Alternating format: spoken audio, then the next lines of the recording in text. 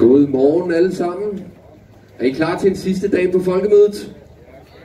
Eller morgen, skal jeg måske sige, i dagens anledning. Velkommen til Vandkantscenen. Det er jo måske en af de mest centrale scener her på folkemødet. Det er et samarbejde mellem min virksomhed Bright, som I kan se deroppe, som er en kommunikationsvirksomhed, som er stiftet af 3 øboere. En fra Falster, en fra Fyn og en fra noget så hvad kan man sige, særligt som Orø.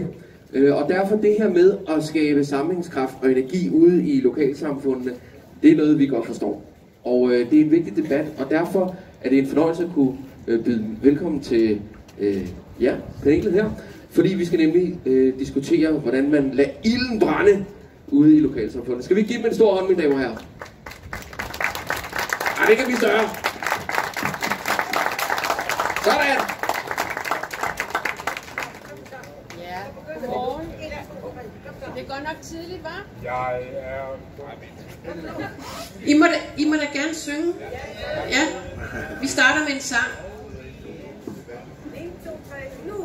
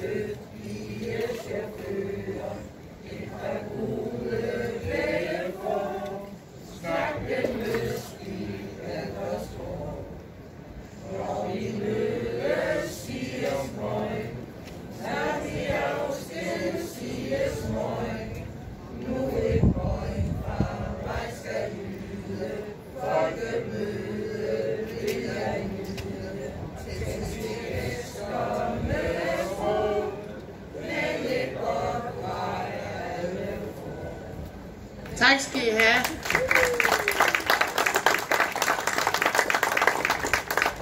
Nu skal I høre, at det her folkemøde-event, det handler om, at Danmark uden for de største byer i høj grad bliver båret af civilsamfundet. Det som det her event det handler om, det er, at alle de her gode mennesker, som driver vores samfund, som er limen i vores samfund uden for de største byer, de udfordrer en hel masse bureaukrati, og hvad skal vi gøre ved det?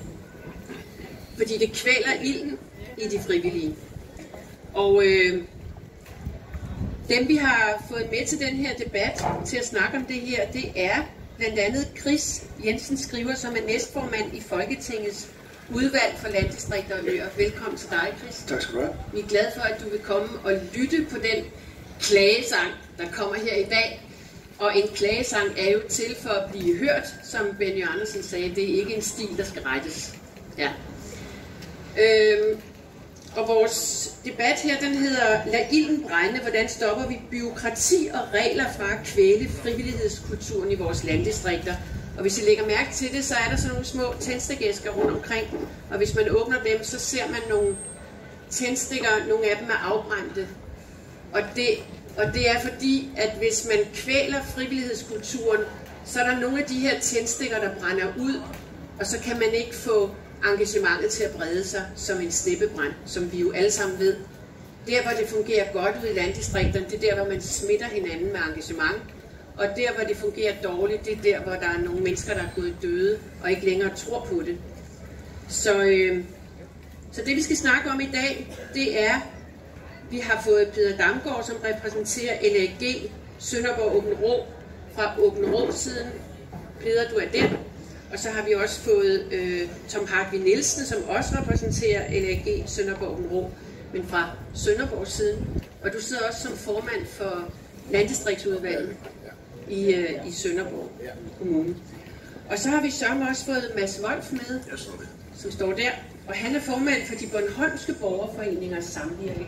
Og grund til, at du er med her i det ellers meget sønderjyske fællesskab her, det er, at I står med nogle af præcis de samme udfordringer på Bornholm. Og jeg ved også, at du har gjort dig en masse tanker om det her emne, fordi du har beskæftiget dig med landdistriktsudvikling, også fra Bruxelles. Paris og forskellige steder. Ja, så du er simpelthen en internationalt befaren mand, men er vendt hjem til Bornholm igen. Ja. Så vi skal have en, og lidt senere får vi en landdistriktskoordinator, Connie Mark Skovbjerg, på scenen også. Men det, som jeg godt kunne tænke mig at starte med at spørge dig om, Peter Damgaard, det er, hvad pokker er det, de frivillige, de går og bærer ude i landdistrikterne? Ja, umiddelbart så bærer de jo alt det, som man bare får foræret i byerne. Der får man jo bibliotekerne, der får man teater, fitness, tilbud osv. Og hvis det også skal være sådan der, hvor vi bor, i de tyndere befolkede områder, jamen, så er det simpelthen frivillighedskulturen, der skal bære alt det. Det er frivillighedskulturen, der skal bære civilsamfundet i at sikre, at der er en byfest, der bliver holdt Sankt Hans arrangementer, fastelavn. Og vi sikrer, at der er liv i forsamlingshusene, at der bliver ført kulturtilbud. Naturen bliver sikret med stier, overnatningsmuligheder, shelters og alt det, der ellers skal til for, at vi kan nyde vores smukke land. Og det er jo ikke så lidt. Det er jo ikke. Nej. Og derfor er det vigtigt med nogle succeser. For succes avler succes, og give mod på at komme videre. Når man kommer godt i land med et projekt, så brænder man simpelthen, så man slet ikke kan lade være til det næste. Men da jeg snakkede med dig i går, der kom jeg til at tænke, i det her samfund, altså i det her forbrugersamfund, højt specialiserede forbrugersamfund, inde i byerne, der er vi jo blevet forbrugere også af de fælles goder. Det er anderledes ude i landdistrikterne. Jo, de fælles goder, de er det jo ikke, medmindre vi kører 10 eller 20 eller 30 kilometer. Og derfor er vi nødt til at lave dem selv. Og det vi gør, det er jo også et stort socialt arbejde, hvor vi bekæmper ensomheden ved at give tilbud, og at alle kan være med relativt gratis, uden man binder sig, men bare bliver en del af fællesskabet. Så på en måde kan man sige, tænker jeg, at medborgerskab, som mange steder i vores bykultur er afløst af forbrugersamfundet. Helt sikkert. Der er stadigvæk en høj grad af medborgerskab. Altså den sammenhængskraft, den er der kun ved, at der er frivillige, der gør en hel masse ulønnet og ildsjæle, der bare ikke kan lade være. Og hvad er det så, der sker, hvis de her ildsjæle, de brænder ud? Hvad sker der så? Ja, det er jo simpelthen, det hele det går i stå, og samfundet, det bliver træls at være i, eller de små lokalsamfund bliver træls at være i, og børnefamilier og så videre tænker, de kan ikke se sig i det. Derimod et aktivt samfund, det kan nye tilflyttere se sig i, og det håber vi, at det er det, vi kan med til at brænde for os, så vi sikrer, at de ældre, der flytter fra, bliver erstattet af nye unge familier, der synes, det er et fedt sted at bo, og kan være klar til at afløse vi andre om 10 år. Ja. Så vil jeg spørge dig, Tom Hardy Nielsen fra Sønderborg, Energi Sønderborg. Hvad er det egentlig, den her klagesang går ud på? Hvad er det for et bureaukrati? Kan du komme med nogle eksempler på, hvad det er, de gør? Det kan i den grad, altså nu er jeg så heldig at være formand for nok det bedste udvalg, vi har i Sønderborg Kommune. Det er landdistrikt og bæredygtighed, for det er frivilligheden, der er i overtal. Vi sidder 5 politikere i det udvalg, og det er 7 græsrødder, som vi kalder det. Det vil sige, at vi kan aldrig nogensinde som byrådspolitikere tage magten og så stemme dem igennem og køre dem henover. Det er vigtigt for mig, for det er dem, der bærer det hele vejen ind. Det, der så også har været vigtigt, det er en vej ind. Altså det vil sige, når de sætter på udvalgsmødet, så skal vi kunne gå direkte ind i forvaltningen og sige, nu har vi nogle idéer her, Kate, det vil vi gerne have jeres hjælp til at fuldføre. Og der har vi jo en stor hjælp i Connie til at kan lave det. Men og Connie kommer vi til at møde om lidt, ja. Det så er, vi er jo alle sammen født med 2 ører og 1 mund, så vi skal lytte mere, end vi taler. Og vi har været rundt og have 5 møder med de 36 landdistrikter, det er 37 i dag. For at høre, hvad er det fylder ude i de forskellige samfund. Og en vigtig ting overskriften, det var de efterladenskaber, der var ude i skovene, på stierne, ved shelterne. Hvordan kommer man det til livs? Og det fandt vi hurtigt ud af nogle multoiletter. Vi skal have nogle multoiletter sat op. Og grunden til, at du taler om multoiletterne, det er, fordi jeg har faktisk bedt dig om at komme med et eksempel på, hvad det her bøvl det kan gøre for landdistrikterne. Og de multoiletter snakker vi jo om, og det er jo sådan set hurtigere at få det sat i gang. Fordi det er bare at få dem lavet, og så få dem sat ud. Og så folk ikke besøger sig i skovbunden, men de gør det i de multoiletter. Og den fik vi lavet hurtigt, og så skulle de jo sættes op. De skulle bare køres derud, troede vi. Men så er det jo alt benspænderiet, det kommer. Og vi har lige fået den ene godkendelse, og det tog 9 måneder. Og når det tager 9 måneder at få en godkendelse til et multoilet, hvor vi sidder, hvor alle de frivillige egentlig tænker, det var da en mega god idé. I stedet for at toiletpapir flyver rundt i skoven, så bliver det samlet et multoilet og blev bygget til naturen. Og det var et kæmpe benspænd. Og det var virkelig, altså, vi har selvfølgelig også nogen, der kæmper for det. Men der rammer du ind i nogen, så var det jo nedsikringstilladelse, det var byggetilladelse, så var det kystdirektoratet. Alle de regler. Hvor mange institutioner skulle I igennem for at få et multoilet stillet op? Ja, jeg tror, vi var oppe på 10. Jeg har ikke talt helt i hovedet, men det skal nok være omkring 10 instanser. Og det er rigtig mange, og det er jo klart, hvis ikke du har nogen, altså du skal jo næsten være kan et eller andet, for at kan få de papirer kørt igennem. Og der er byråkratiet simpelthen, og når jeg er en af dem, der sidder og administrerer reglerne også, jeg måtte jo også give for tak, fordi jeg vidste ikke, hvad jeg skulle gøre, og så kommer vi jo ind i nogle regler, altså kystdirektoratet, det bestemmer kommunen ikke over. Og sådan nogle ting, og det er bare ikke godt nok. Det skal vi til livs.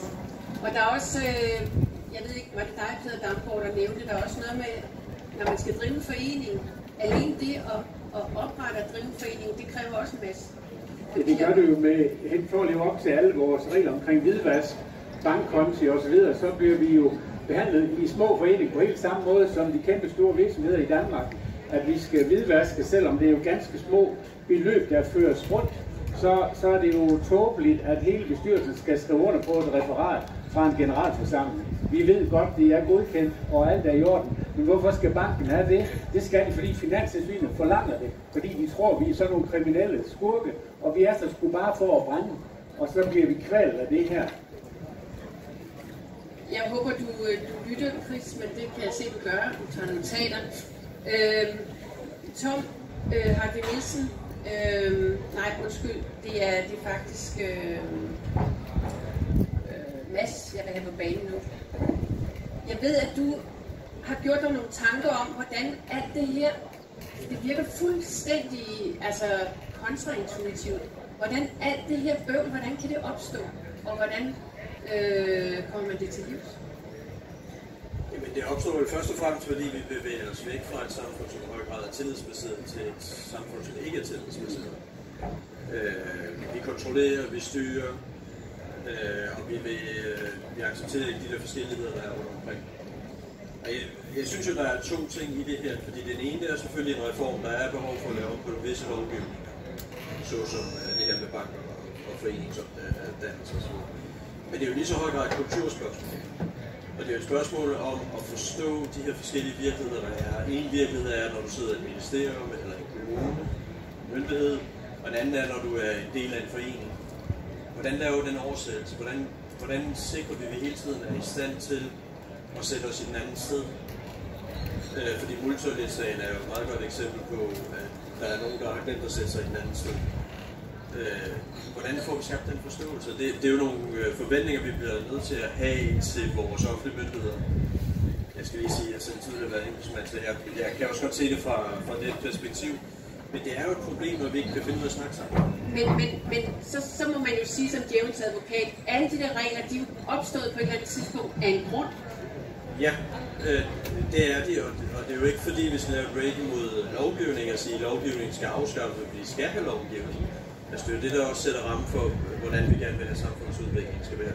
Men der er jo forskel på lovgivning. Noget lovgivning er ekstremt detaljeret at sige, at du skal gøre sådan og sådan. Andre lovgivninger er mere rammeskabende. Og der tror jeg også, vi har brug for noget politisk innovation på lovgivningsniveau. Og vi kan finde eksempler, for eksempel fra byggeriområdet, hvor man har lavet et nyt byggereglement sidste år. Vi kan altid diskutere det godt, men der er noget grundlæggende interessant i den måde, man har tænkt lovgivning på. I stedet for at sige, at man skal bygge på den og den måde med glas eller stål eller træ eller hvad det er, så siger man, at I må højst udlede så mange kilo CO2 per kvadratmeter. Og det gør, at den, som så i den anden ende er ansvarlig for det, begynder at skal tænke sig og få et ansvar. Og på den måde, så kan vi med lovgivningen give det ansvar tilbage til medborgerne, som vi har taget frem. Så du taler både om en form for, altså om decentralisering i stedet for centralisering, ja. Men du taler også samtidig om, at der alligevel skal være nogle regler, der rammesætter, sådan, så man faktisk stadigvæk kan styre det her område. Ikke? Men hvordan undgår man, altså bureaukratiet er jo opstået, fordi man vil undgå spild af penge, et for stort offentligt forbrug, man vil undgå nepotisme, man vil undgå alt det der, som man ser masser af i andre lande. Danmark er jo et utroligt velreguleret land, så hvordan balancerer vi alle de her hensyn? Vi vil gerne have noget mere selvstyre ud til de små samfund, fordi de ved bedst, hvordan tingene lige skal være ude hos os. Men vi vil også gerne undgå, at tingene kuldsejler. Hvordan klarer vi det? Det er jo at finde balance i tingene, ikke? Fordi det siger sig selv, at hvis du har en forening, som har en årlig omsætning på 20.000 måske, det er der nogen, der har, eller 50.000, så danner det ikke rigtig mening, at man skal have det her enormt kontrolbureaukrati. Altså, vi bliver nødt til at få genindført lidt tillid til, at mennesker faktisk gør de her ting af et godt hjerte og har en ambition om at bidrage til fællesskabet. Fordi ellers så slår vi jo netop det ihjel. En af de ting, jeg har lagt mærke til efter, jeg er født og opvokset her på Bornholm og har været væk i 33 år og så flyttede hjem sidste år. Og en af de ting, som jeg har lagt mærke til som en forskel på København og Bornholm, og det er ikke for at tale noget skidt imod København, det er bare for at konstatere, at der er en forskel. Men det er jo netop det, som vi talte om tidligere med, at i København oplevede jeg mig i høj grad som en forbruger af kulturtilbud og så videre. Mens jeg på Bornholm i høj grad bliver medskaber. Og det er der jo nogle forskellige grunde til, nogle forskellige årsager til, at det er skide godt, at man i København kan opleve det her ting. Det er også folk i København, der er medskaber, skal det allerede færdigt siges. Ikke? Men jeg synes, det er en markant forskel, fordi der, hvor jeg bor i Gudhjem, der vil ikke ske en skide, hvis ikke det var fordi, at der var nogle foreninger, som gør en hel masse, som organiserer. Kører ned gennem gaderne i Gudhjem om vinteren, og et værve udefra kommer og siger, her sker ikke en skid, gå ind bag dørene, der er simpelthen lidt lægen ude i. Og det er på grund af, at der er et frivillighedselement, som eksisterer på trods. Ja. Jeg kunne godt lide, inden vi får Chris Jensen skriver på banen, så kunne jeg godt tænke mig at høre, genkender I det der med, at der er bøvl, hver gang man skal tage et initiativ? Må jeg lige prøve at se, hvordan det ser ud, når man skal tage et initiativ i landdistrikterne? Ja, okay. Der er stor genkendelse hele vejen rundt. Og jeg har sikkert også nogle overrejsende eksempler, der er måske vildere end det med multoilettet, der tog 9 måneder at få etableret. Jeg vil gerne høre dig. Jeg tror, det er vigtigt, at vi ikke generaliserer. Altså, det er jo forskel, om det er Roskilde Festival, eller det er en lille festival, der bliver lavet ude i et lille lokalsamfund. Jeg er helt klart med på, at der er nogle regler, og der er nogle brandmyndigheder og sådan nogle ting, der skal med ind over. Men hvis man kunne få det hen til, at det er den samme person, det får de der byggesager end brandmyndighedssager, det er også dem, der kommer ud og syner tingene, når de er færdige derude. Ja. Fordi det er altså en værdig forskel, om det er dig, der har fået papirerne ind, og det er mig, der skal ud og syne det. Yes. Vi ser forskelligt på det.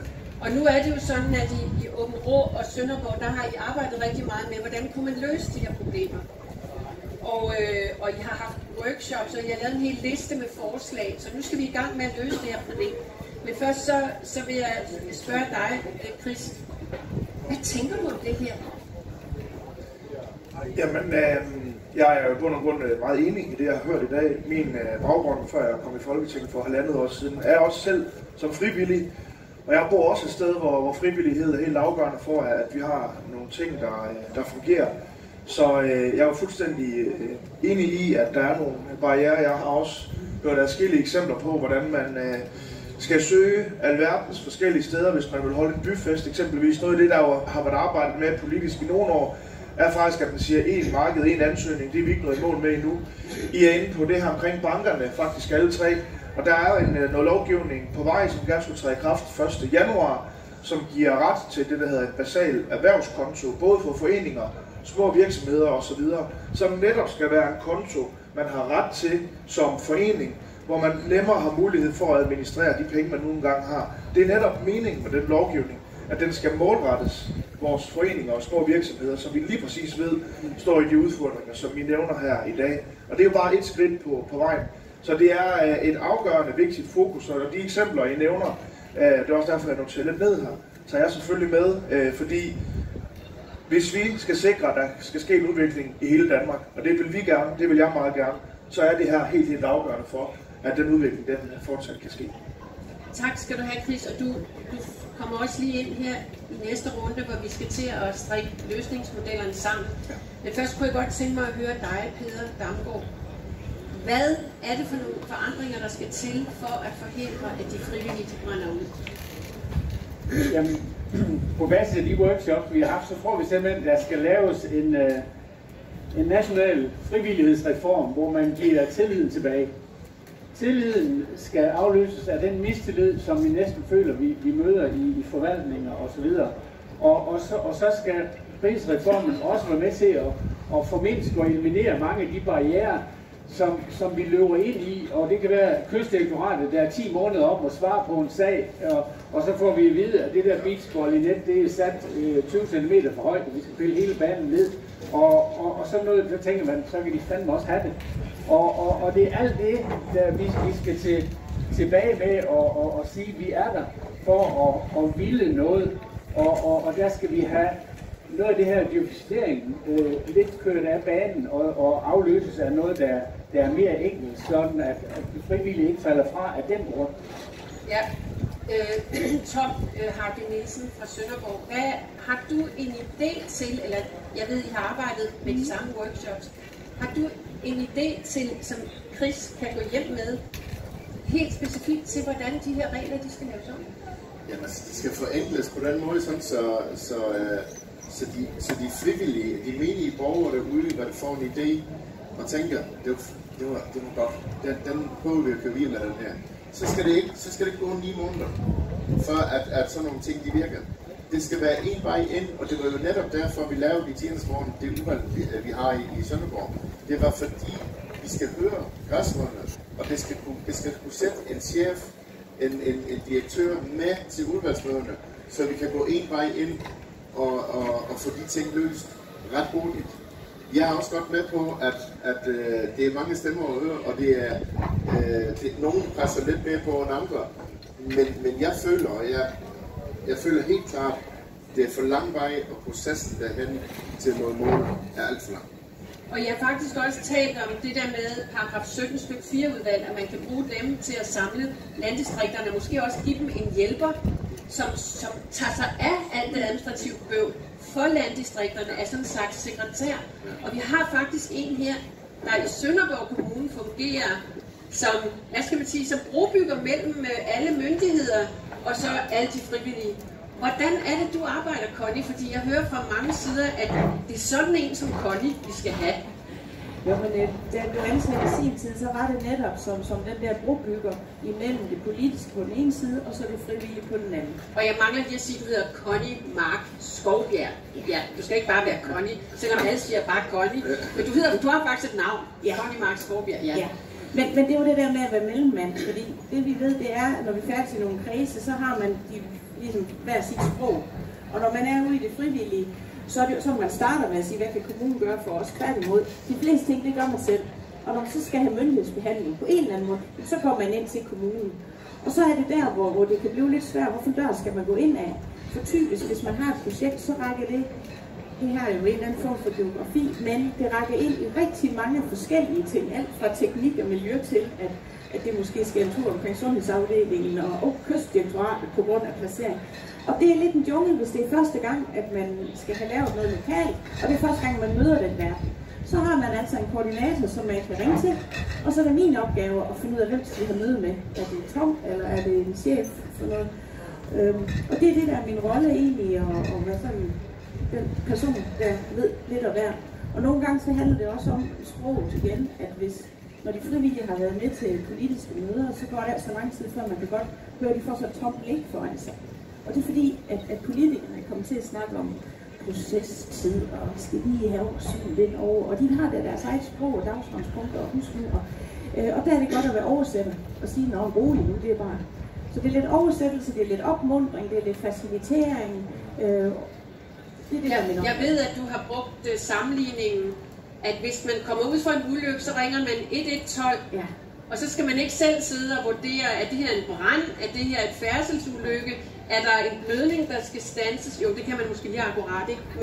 Men det der med, du er faktisk sådan lidt... Sygeplejersken, der sidder i røret. Ja. Vil du prøve at spørge ham, hvad han hedder, ham der ligger der og død? Og det vil sige, at mens systemet bagved lægerne er ved at trække i deres overtrækstøj, og måske tage en ambulancebil, så sidder der bare den sygeplejerske, der sidder og prøver at berolige et lille bitte smule. Og det er det der med at gyde olie på vandene og sige roligt nu, det skal nok gå. Men se, kan du finde ud af det? Det er jo noget af det, som Connie hun er skidegod til. Hun får lidt af de døde til at tale. I hvert fald de nærdødes oplevelser. Men også at Connie gør det, hun flytter gode idéer. Og det har man erfaringer et sted. Prøv at høre, det har vi oplevet der. Det kan I prøve på at snakke lige med dem. Det er jo også... Så det er noget også med at connecte alle de gode kræfter, der er derude. Lange led. Ja. Så Mads, hvad er det for en form for tillidssamfund, vi skal til at have skabt? Altså hvor vi får flere af sådan nogle. Altså det er både noget med at finde nogle gode koordinatorer, men det er også noget med at skabe noget tillid, sådan så at de her frivillige, de ikke bare føler sig kørt over af systemet og udtrækkes af systemet. Hvordan ser du, at de her, det er jo virkelig nogle samfundsændringer, vi skal have, for at det her det kan lade sig gøre? Jamen, det er det jo, og jeg synes, at jeg mødte Connie første gang for nogle år siden, så tænkte jeg, hende må vi lave nogle kloner af. Hun er jo fantastisk. Og det er Connie helt personligt, men derudover så har hun en funktion, som er ret fantastisk. Som vi bør have mange flere steder rundt omkring landet. Jeg ved, der er nogle andre kommuner, der også har det. Problemet her på Bornholm vil være, at vi har ikke råd til det. Altså, og det er jo det samme med paragraf 17 stykke 4 udvalg, eller hvad det nu hedder. Det koster også penge. Og der er rigtig mange af de ting, som koster hulens masse penge, og vi har bare ikke penge til det. Men det vi bliver nødt til at se, og nu talte du om tøfiseringen, og så brugte du et tøf-sprog omkring reform og så videre. Nu skal vi skal forsøge at være lidt uenige. Jeg synes, vi skal passe på med, hvad vi kalder tingene. Jeg synes, vi skal passe på med at hoppe ind i den her reformtænkning. Fordi når vi taler reformer normalt fra Christiansborg, så er det noget med reform, noget lovgivning, noget implementering. Det er ikke det, vi har brug for. Vi har brug for en kulturforandring. Vi har brug for en forandring af den måde, vi agerer på. Og der kan lovgivningen godt være med til at fremme den udvikling. Og så har vi brug for Connie overalt i landet. Ikke som en løsning, men som et middel. Fordi Connie skal blive arbejdsløs efter nogle år, når hun har fuldført sin opgave som kulturforandringsagent. Fordi vi kan jo ikke løse de her problemer, hvis det er afhængigt af, at vi har en bestemt funktion. Og så kan alle andre enheder i kommunen lade være med at tænke på, hvordan det er, de her borgere de tænker, når de kommer med et stykke af 4 papir, hvor der er skrevet en ubehjælpsom tekst om en eller anden idé, som måske, hvis man går ned i den, er god. Men hvordan får vi den der tænkning igennem om, at man som embedsmand i en kommune også tjener det hun kunne vi om det ikke er det, hun mener, eller han mener. Og kunne vi om ikke, vi så kunne tale med det og udvikle det sammen. For det er jo den kulturforandring, hvor vi faktisk begynder at tale sammen og lytte til hinanden og sætte sig et andet sted. Handler det også om, at det her sprog, som mange offentlige embedsmænd bruger, kommunale embedsmænd bruger, at det er blevet for akademisk? Ja, dels, og så er det måske også nogle gange, at man så laver man... Vi har et eksempel her på Bornholm for tiden, der handler om et såkaldt moderne biblioteksvæsen. Og det er vi nogen, der synes ikke er særlig moderne. Og det man jo så også gør, det er, at man tager udgangspunkt i noget, man kender fra et andet sted, fra København. En af eksemplerne på, vi har et hovedbibliotek, et centralbibliotek i Rønne, og så har vi nogle filialer rundt omkring på øen. Og der er nogen, der ønsker at reducere antallet af biblioteker. Og så som en illustration på det moderne bibliotek, så har man lavet et billede fra, jeg tror det var biblioteket i Gladsaxe. Og jeg synes ikke rigtigt, at man kan bruge et moderne bibliotekstænkning fra Gladsaxe til et moderne bibliotekstilbud på Bornholm. Fordi Bornholm har en anden geografi, en elendig infrastruktur, offentlig kollektiv transport. Så er der bare en hel masse mennesker, som ikke vil kunne komme til.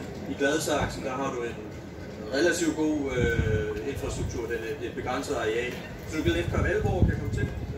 Så det du efterlyser, det er en struktur, hvor man i højere grad tager udgangspunkt i det, der er specielt for det enkelte område. Vi må have meget mere udvikling, som tager udgangspunkt, altså det vi kan kalde for en bæredygtig udvikling. Er det så et udvalg, ligesom de har i Sønderborg, og de har et landdistriktsudvalg, som samler hele?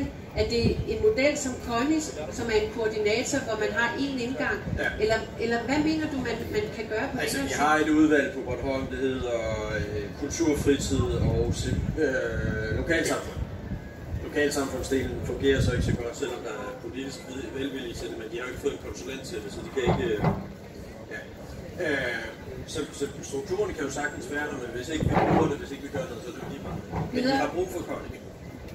Ja, det som jeg tænker, det er, at Mads siger, at man har ikke råd til sådan en person på Bornholm. Jeg vil vende rundt og sige, at I har simpelthen ikke råd til at lade være. For tænk, hvor mange frivillige, der arbejder ulønnet, man kunne holde i gang ved at sikre gode arbejdsvilkår for sådan en konsulent. Jeg er sikker på, at det vil komme mange gange tilbage i form af, at vi lykkes med en masse ting i landdistrikterne. Men det er jo sådan set ikke enig i, men når vi årligt skal spare 100 millioner kroner, så er det bare...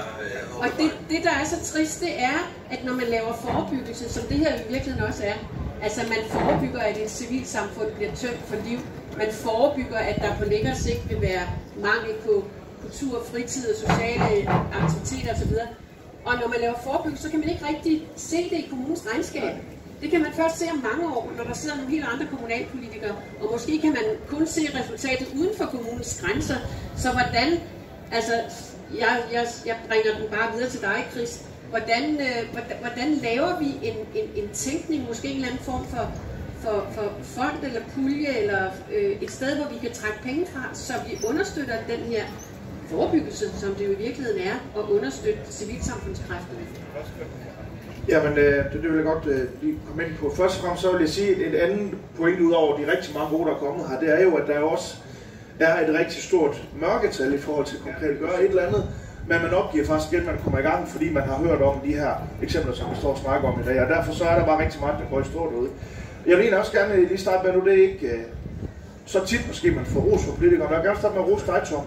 For den model, de har i Sønderborg, så vi har også haft møde omkring den, tror jeg på kan noget i forhold til det, vi snakker om i dag. For I får de konkrete sager ind på bordet, og kan derfor arbejde videre med dem. Og det tror jeg er en del af løsningen. For løsningen er jo ikke én ting. En del af løsningen er, at vi kigger på det her bankkonto, som jeg var inde på tidligere.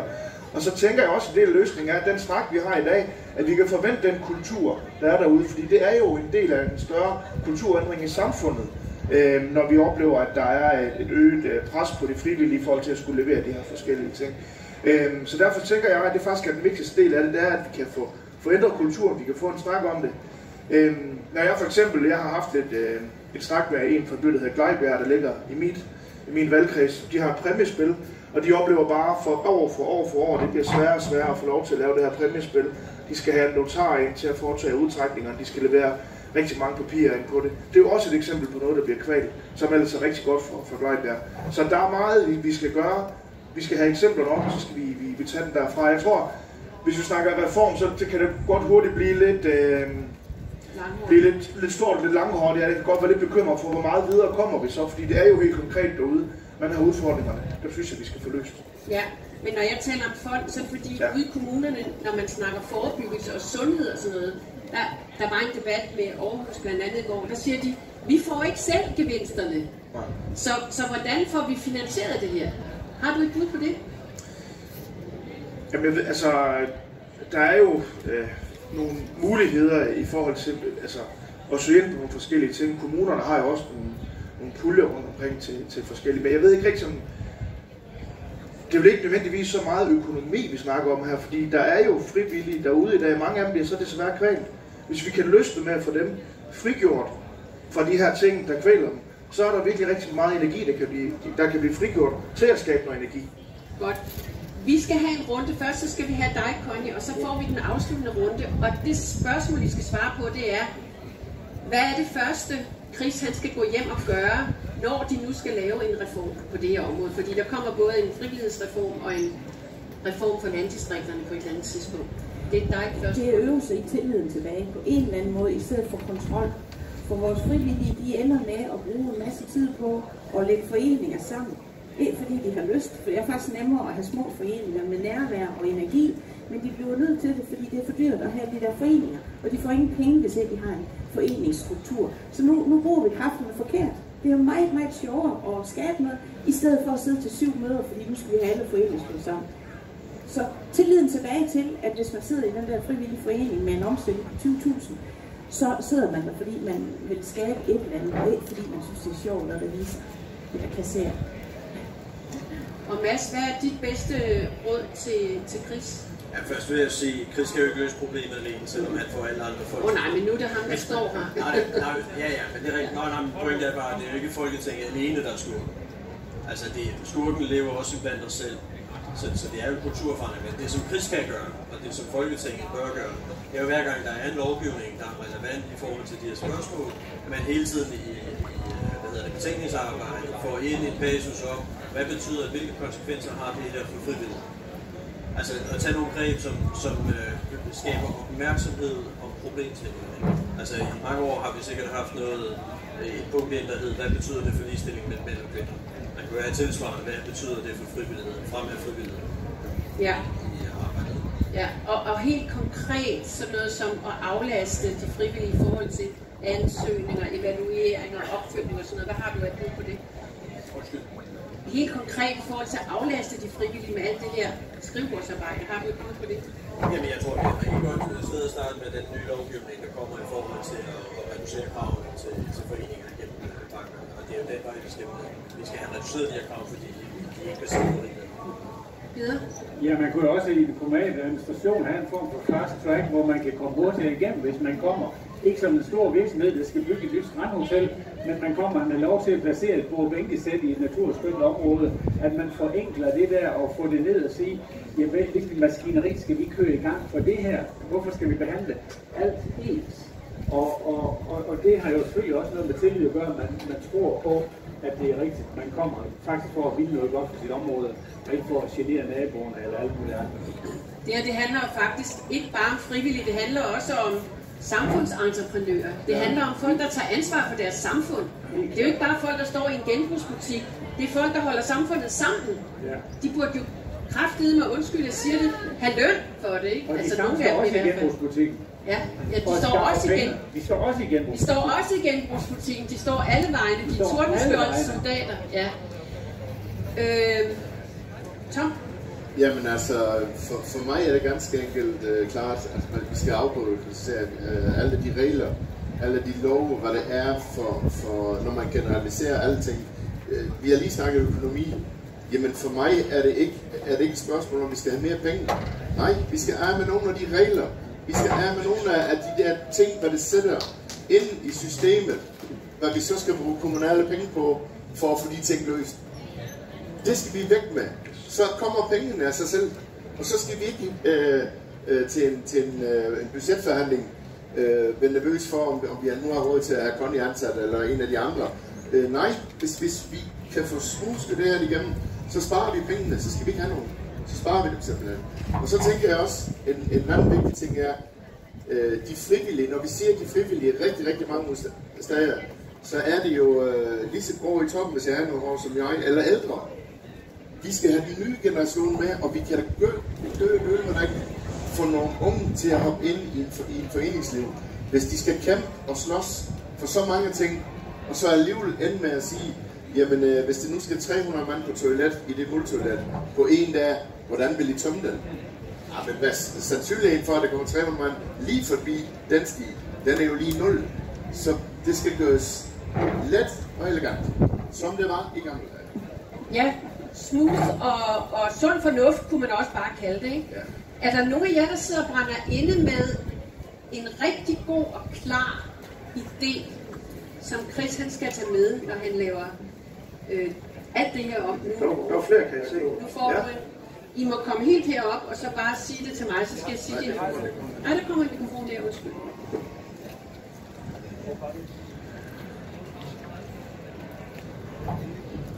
Hej, jeg hedder Christian. En idé kunne være, at når vi nu skal sætte gyngestativ op ude på stranden, at der så var en konto hos kommunen, hvor jeg kunne sætte nogle penge ind til, når det skal fyldes ned igen. Det vil gøre, at kommunen ikke var så meget imod, at jeg satte gyngestativ op ude på stranden, fordi de vidste, at de ikke kom til om 5 år, når ikke er de der vedligeholde det mere, og skulle bruge penge på at pille det ned igen. Det er ikke det. Jeg er egentlig foran.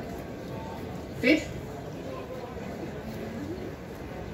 Ja, Jørgen Østergaard. Jeg arbejder meget i en aktionsgruppe på Sjælland, og er ret meget inde i det. Der er bare den udfordring, og det kan jeg godt lige give lidt, at jeg har økonomisk udkommet af at lave samarbejder. Og det er jo ikke godt, når vi snakker om LAG-midler og EU-midler, fordi der skal være armslængdeprincipper og dit og dat. Jamen, jeg er for kompanen, jeg skal reklamere for det, men jeg har meget brugt, og jeg har jo næsten udelukket et par steder, fordi, forstår mig ret, at hvis jeg er med i det, så kan jeg ikke komme til at sælge noget til dem, fordi så har jeg allerede filtret ind i det. Det synes jeg, fordi grupperne, borgerforeningerne, alle sammen, er jo rigtig glade for at lave det samarbejde, fordi jeg kan løfte, laver byggeansøgninger. Det er jo ikke noget problem, og landzoner og skovlinjer, de har nævnt alt sammen. Det gør, at man får nogle stærke samarbejder, og man får noget ud. Problemet er så bare, du kan ikke sælge, for det må du ikke. Så der er også nogle regler der, som jo i virkeligheden er indført for at forhindre korruption, men som også har nogle bagsider, ikke? Vi skal til at lukke af nu, og jeg er sikker på, at I, der sidder her, har en masse input.